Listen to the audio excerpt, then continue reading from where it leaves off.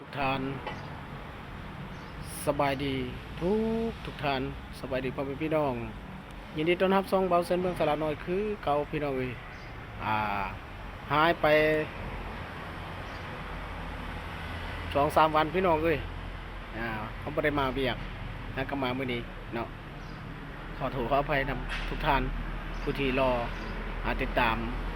และก็รับชมคลิปของเบาเส้นเมืองสระน้อยพี่น้องเอ้ยเขาไม่ได้มาเบียก2 มือก็เลยบ่ได้ทายพี่น้องเอ้ยมื้อนี้คือเก่าสิ้นเคยบางกอกรถจักรคือเก่าพี่น้องเอ้ยเนาะมื้อนี้เป็นมือวันจันทร์พี่น้องเอ้ยวันที่1บ่เดือนแล้วพี่น้องเอ้ยต่อมาเดือน12ของ2024พี่น้องเอ้ยมื้อนี้เป็นมือวันศาสตร์มื้อนี้มื้ออื่นพี่น้องเอ้ยเป็นมือวันศาสตร์กับบ่ได้วัดศิลาพักกับบริพัก ทุกคนก็ต้องวันศาสตร์เนี่ยเป็นวันที่พักของพนักงานทุกคนเขาต้องพักพี่น้องเอ้ยแต่ว่าเขาก็สิได้พักหรือบ่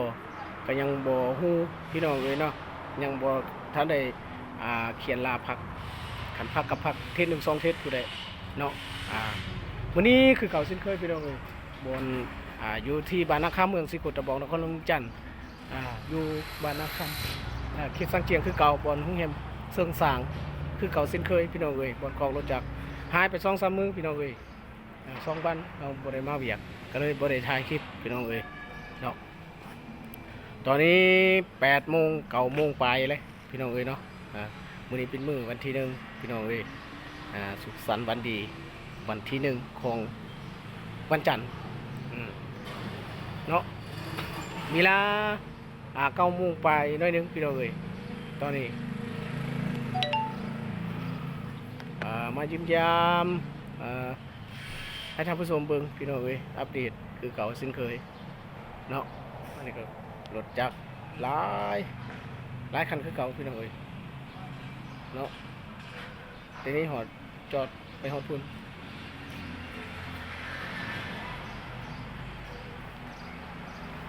วันนี้มาพบพอคือเก่าพี่น้องเอ้ยเพราะว่าหายไป2 วันเขากับบริมาเบียกเนาะบริพักแต่ว่าครับอย่างน้อยนึงเขาก็ไปทั้งอื่นพี่น้องเอ้ยก็บ่แม่นว่าพักเบียกบ่แม่นเด้เขาบ่มาซื่อบ่มาเบียกอยู่นี่เขามาไปเบียกอยู่พุ่นเนาะไปเฮ็ดเบียกคือเก่าแต่ว่าบ่ได้มาอยู่นี่ก็เลยบ่ได้ถ่ายคลิปบ่ได้อัปเดตบ่อื่นพี่น้องเอ้ยสิอัปเดตบ่เก่าเส้นเคยพี่น้องเลยเนาะเพราะว่าช่วงนี้กับช่วงบ่ค่อยมีเงินพี่น้องเลยคันไปพุ่นกับบ่มีเน็ตก็สั่นซะบ่ได้เติมเน็ตก็เลยบ่ได้ลงคลิปคันอยู่นี่กับบ่มีเน็ตก็เฮาเสียบไฟฟ้าเอาเนาะเฮาก็เลยได้ลงคลิปพี่น้องเลยเนาะ